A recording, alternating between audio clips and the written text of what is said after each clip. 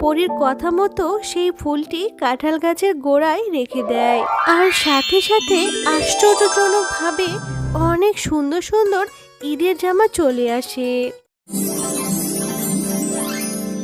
এই টয়া, জানিস আমার মা এবার ঈদে অনেক জামা কিনে দিয়েছে। সবগুলো জামা অনেক সুন্দর। তোর মা তোকে কি কিনে দিয়েছে রে? ওকে আবার ওর মা কি কিনে দিবে রে? ও তো আগের বছরও একটা জামাও কিনেনি, পুরান জামা পরে ঈদ করেছে। কি, পুরনো জামা পরে আবার ঈদ হয় নাকি? আমার মা সব সময় ঈদে আমাকে নতুন জামা কিনে দেয়, আমাকে অনেক জামা কিনে দেয়। আগের বছর আমার মায়ের কাছে কোনো টাকা ছিল না, তাই তো আমাকে কোনো জামা কিনে দিতে পারেনি। তাই আমি পুরান জামা পরে ঈদ করেছি। কিন্তু এবার আমি মাকে বলবো আমাকে নতুন জামা কিনে দেওয়ার জন্য। তারপর আমি জামা পরে তোদের সাথে ঘুরবো, ঈদ করবো আমি। তাই নাকি রে টয়া? আগের বছরও তো বলেছিলি তোর মা নাকি তোকে নতুন জামা কিনে দিবে, কই দিল না তো? তুই তো সেই পুরন জামা পরে ঈদ করলি।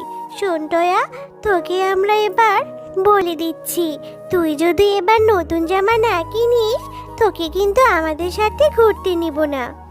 বন্ধুদের এমন কথা শুনে টয়া মন খারাপ করে বাড়ি চলে আসে।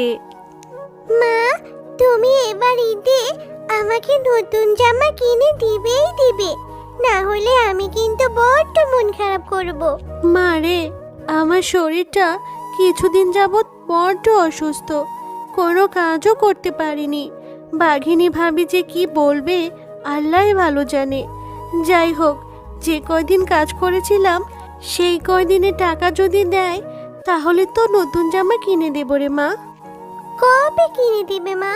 ঈদের তো আর মাত্র 2 দিন আছে। আমাকে যদি তুমি এবার নতুন জামা কিনে না দাও তাহলে কিন্তু আমি বাড়ি থেকে বের হয়ে যাব, আর কখনো আসবো না। মা রে, তুই কষ্ট পাস না, আমি তোকে কথা দিলাম বাঘিনী ভাবির কাছ থেকে টাকা নিয়ে এসে তোকে মার্কেটে নিয়ে যাব, আর তোর পছন্দ মতোই তোকে একটি জামা কিনে দেব। আর মন খারাপ করিস না রে মা। বলছি বাঘিনী ভাবি, আমার কাজগুলো সব শেষ, বাকি যেগুলো আছে সেগুলো করে দিব। কিন্তু একটা কথা ছিল বাঘিনী ভাবি। বাঘিনী ভাবি, আমি যে কদিনে কাজ করেছি সেই কদিনের টাকা কি আমাকে দিতে পারবেন?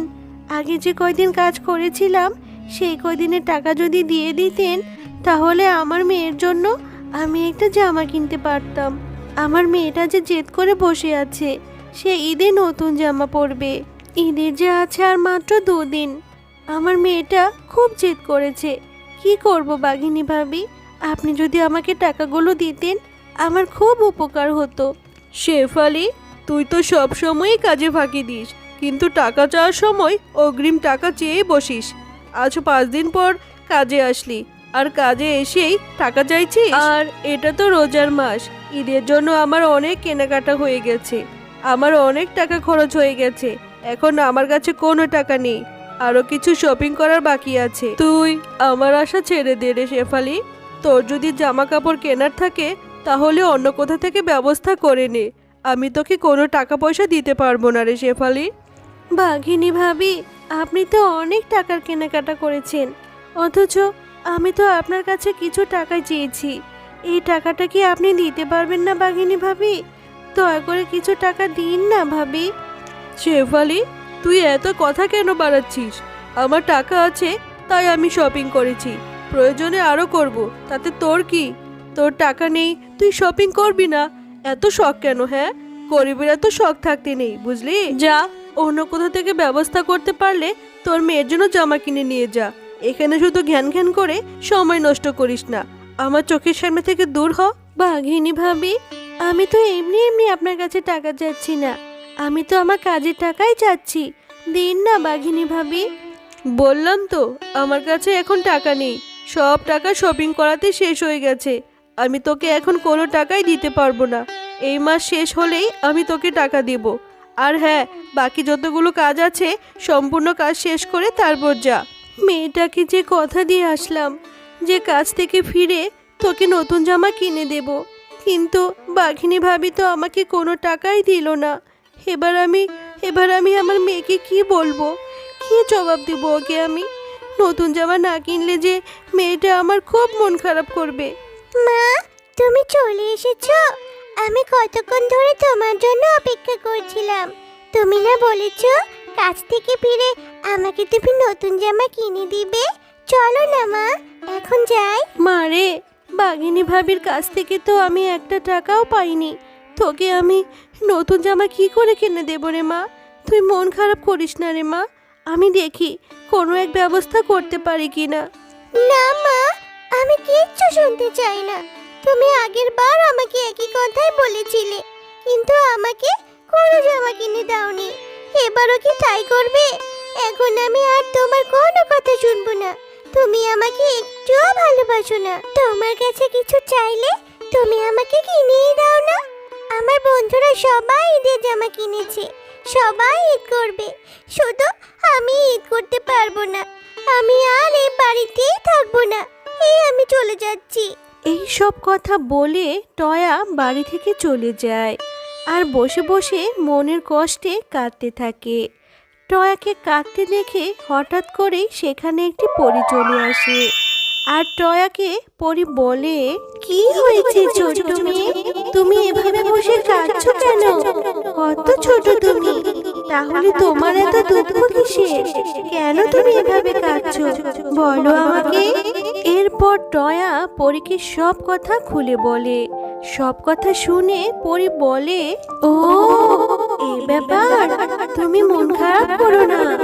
এই নাও জাদুর ফুল, তুমি এই ফুলটা তোমাদের বাড়ির উঠোনে যে গাছ আছে সে গাছের গোড়ায় রেখে দিবে। তারপর দেখবে তোমার মনের ইচ্ছা সব পূরণ হয়ে যাবে আর সকল কষ্ট দূর হয়ে যাবে। এরপর খুশি মনে পরীর দেওয়া ফুলটি নিয়ে টয়া বাড়ি চলে যায়।